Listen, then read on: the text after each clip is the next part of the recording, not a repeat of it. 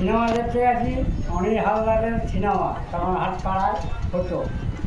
অনেক দিনের কথা বলছি, আজকে যেরকম 25 বছরের কথা বলছি। অনিল হালদারের সিনেমা 12টার শো সিনেমা দেখতে গেছি, 12টার শো। তারপরে এসছি 50 বছর সিনেমা, 12টা সিনেমা দেখে ভেঙেছে সিনেমা। এসছি হাটপাড়া দিয়ে, এসে দেখছি একটি রাস্তায় এসছে রাত 12টা তখন বাজছে। 12টায় সিনেমাটা গেছি দেখতে, মানে 3 ঘন্টা, একটা হয়ে গেছে, একটা দুটো বাজছে। এসছি রাস্তায়, তখন অন্ধকার রাত, এরকম লাইট থাকেনি, তখন পোস্টার থাকেনি। এসছি দেখছি একটি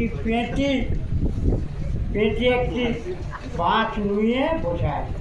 পেতি জিনিসটা কি একটু বলো না এদেরকে। ভূত, পেতি জিনিসটা কি? ভূত তো এক ধরনের, কিন্তু কিসের ভূত?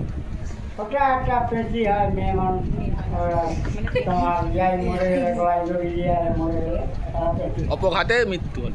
হাতে মৃত্যু হলে পেঁটি হয়। সেটা হচ্ছে আমাকে ভয় দেখাবার জন্য সে একটি বাঁশ রাস্তায় নুয়ে রেখেছে। বাঁশ ফেলে রেখেছে রাস্তার উপর, বাঁশ ঝাড় থেকে টেনে নামিয়েছে। নিয়েছে, মানে আমি ওইটি ডিঙিয়ে পেরালেই আমাকে ছটকে দিই, মানে বাঁশ সমেত তুলে দিব পরে, তাই তো? ছেড়ে দিল। আচ্ছা। আমি ডিঙাতে গেলেই ছেড়ে দিই। সে এবারে আমি তুমি হলো নি, এটা তো যাবার সময় দেখিনি যে নোয়া আছে। সন্দেহ হলো, বাঁশটা সন্দেহ হলো, হ্যাঁ। সন্দেহ হওয়ার পরে আমি বাঁশের গোড়াটা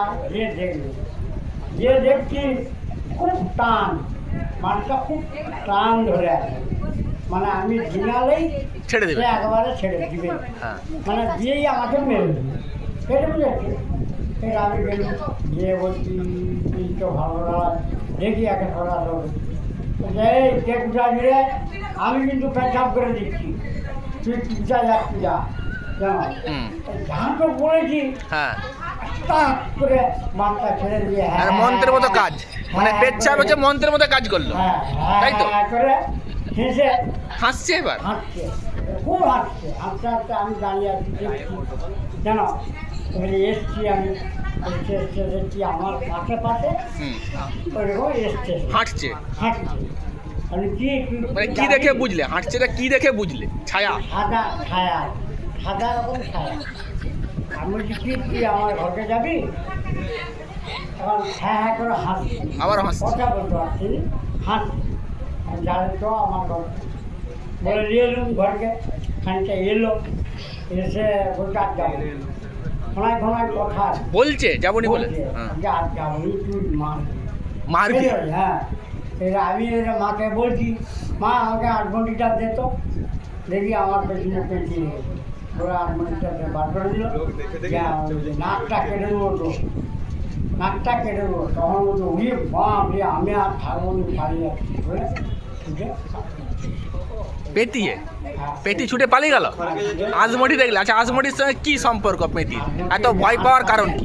মাছ আছে, লোয়া বলছি হয়ে গেল।